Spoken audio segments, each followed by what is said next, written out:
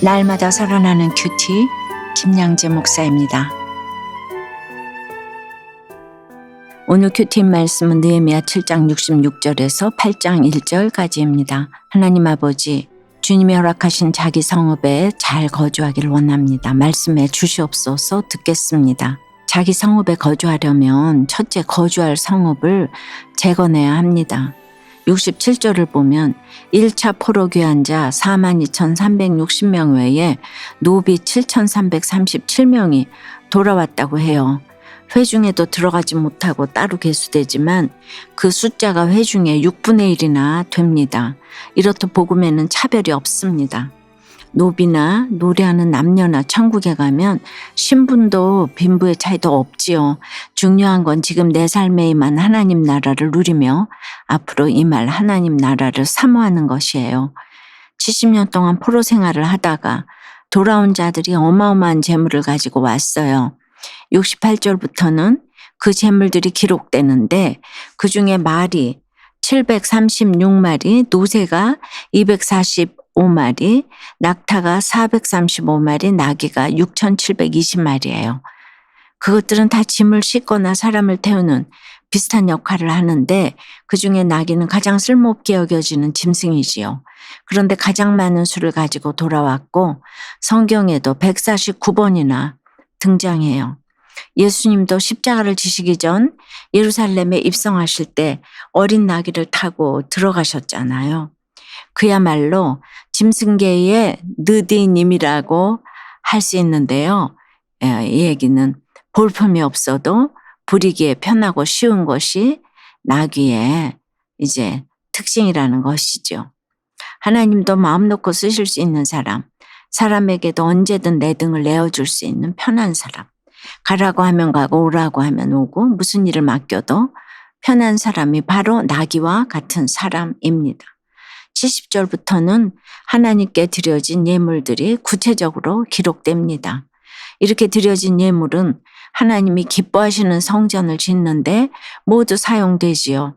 나 자신이 하나님의 성전이며 내게 주신 가정 또한 하나님의 성읍이요 성전이에요. 무너진 나 자신과 가정을 중수하기로 결단하는 것이 성읍에 거주하는 첫걸음이에요. 가난이 싫어서 이혼했는데 다시 합친다고 무슨 수가 생기느냐고 할 수도 있지요. 배우자가 먼저 배신했는데 내가 무슨 힘으로 가정을 지키겠냐고 할 수도 있어요. 그런 하나님 때문에 하나님의 성전인 가정을 중수하겠다고 마음만 먹으면 하나님이 모든 필요를 채워주세요. 외도와 폭력 때문에 이혼하는 게 아닙니다. 가정에서 상처받고 몸부림치는 한 사람을 도와주는 공동체가 없기 때문이에요. 도와주는 손길이 없어서 가정이 무너지고 개인이 무너지는 것입니다. 족장이 금 2만을 내고 나머지 백성도 금 2만을 낸 것을 봐도 내가 도와줄 것이 없다고 할 사람은 아무도 없어요. 물질이 없어도 내 시간과 수고를 들여 찾아가서 복음을 전하고 기도해주고 그렇게 누구든 마음과 몸으로 섬기면서 도울 수 있습니다. 내가 가정을 중수하려고 결단할 때 도와줄 족장과 방백이 있다는 것을 믿으시길 바라요. 그리고 내가 족장과 방백이 되어 가정의 회복을 위해 헌신하기로 결단하기를 바랍니다. 어떤 입장에 있든지 내가 마음만 먹으면 하나님이 내 가정을 중수해 주십니다. 여러분은 어떠세요? 본문에 기록된 노비, 노래하는 남녀, 족장, 제사장 중 나는 어느 부류에 가깝나요? 하나님이 편히 쓰시는 나귀로 즐거이 헌신합니까? 성전과 가정을 지키고자 내가 드려야 할 예물은 무엇입니까? 자기 성읍에 거주하려면 둘째, 주의 은혜를 기억해야 합니다. 73절에 이와 같이로 시작되죠. 이는 성벽이 재건된 이후 돌아온 자들의 이름을 자세하게 기록한 것을 말합니다. 돌아온 사람의 합계가 42,360명인데 그냥 총수만 언급하면 지면도 줄이고 읽기도 편할 텐데 그럼에도 사람의 이름을 일일이 기록하게 하신 이유는 하나님이 그 한 사람을 너무나 소중히 여기시기 때문이에요. 자기들의 성읍에 입성한 사람들 가운데는 별별 사람도 다 있어요. 제사장 레위 이방 출신의 노예, 부자인 총독 가난한 백성, 회중에도 들어가지 못한 노비와 노래하는 남녀도 있지요. 특별히 73절에서 가장 먼저 언급되는 제사장들 중에는 41절에 기록된 바스훌의 자손도 있습니다.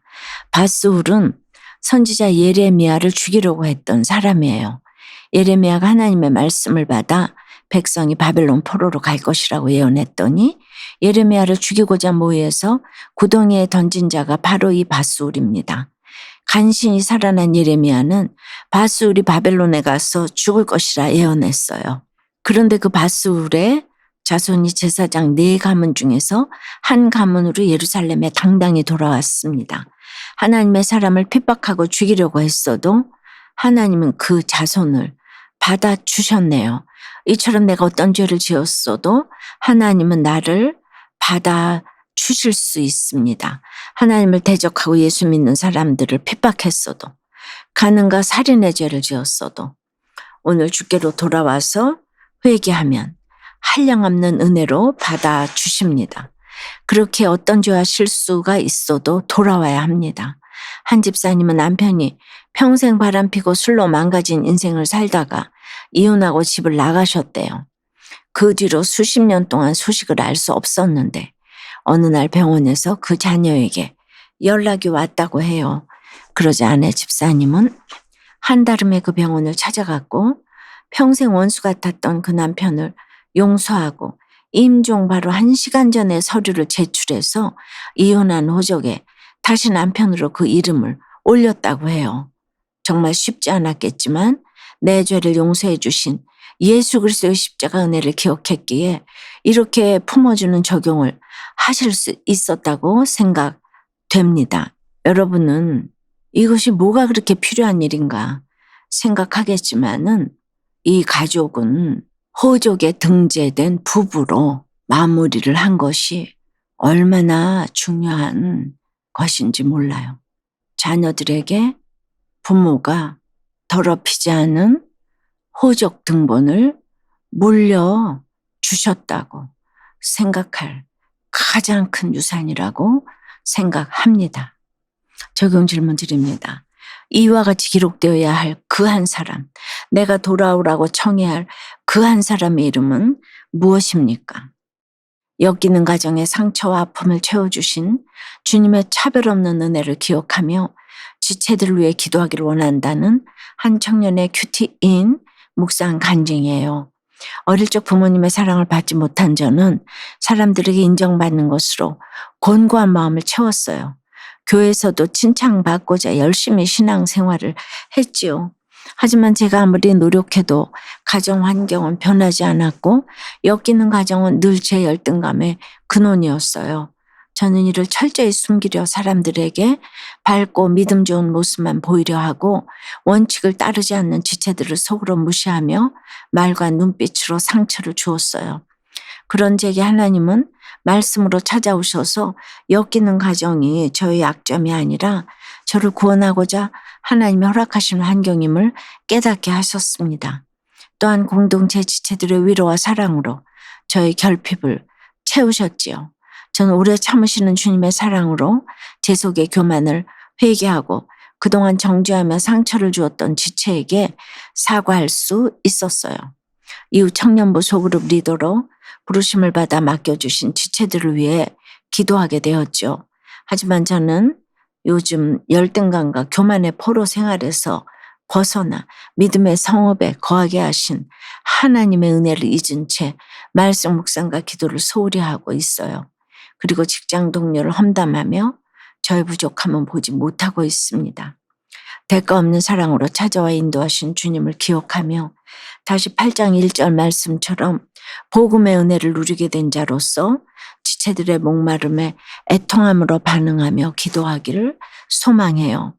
저의 적용은 그날 묵상한 큐티 말씀 중 와닿은 구절을 한 번 더 묵상하고 업무를 시작하겠습니다. 직장 동료를 험담하지 않겠습니다입니다. 느헤미야와 함께 52일 동안 무너진 예루살렘 성벽을 재건한 이스라엘 자손은 8장 1절에서 일제히 광장에 모여 말씀을 청합니다. 하나님의 능력으로 내 삶의 성벽을 재건해 주셨다면 이제 일상 가운데서 말씀을 펴야 합니다. 진정한 회복은 말씀의 회복이며 예배의 회복이기 때문입니다. 하나님이 허락하신 자기 성읍에 거하며 말씀을 구함으로 회복의 은혜를 누리는 저와 여러분이 되기를 간절히 축원합니다. 기도드리겠습니다. 주님, 하나님의 성읍에 입성하는 자들의 계보를 두렵고 떨림으로 묵상합니다. 이 땅에서 어떤 모습으로 살아도 어떤 무시와 조롱을 당해도 이와 같이 천국에 입성하는 자가 최고인 것을 믿습니다. 그 명단에 저의 이름이 있기를 원하고 우리 모두의 이름이 있기를 원합니다.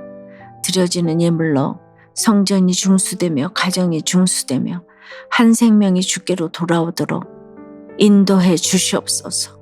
한량없는 죄의 은혜로 악한 죄인인 저의 이름이 구원의 계보에 기록되었음을 기억하며 이제 창자가 끊어지는 애통함으로 다른 사람의 구원을 위해 사명 감당하며 살게 도와주시옵소서. 허락하신 가정을 끝까지 지켜 우리들의 이름이 모두 이와 같이 기록되게 역사해 주시옵소서. 예수 그리스도 이름으로 기도드리옵나이다. 아멘. 지금까지 우리들 교회 김양재 목사님이었습니다. 큐티에 도움받기 원하시는 분들은 QTM 홈페이지 qtm.or.kr 또는 유튜브에서 QTM을 검색하시면 도움받을 수 있습니다. 자세한 문의사항은 지역번호 031-705-5360번으로 문의하시기 바랍니다.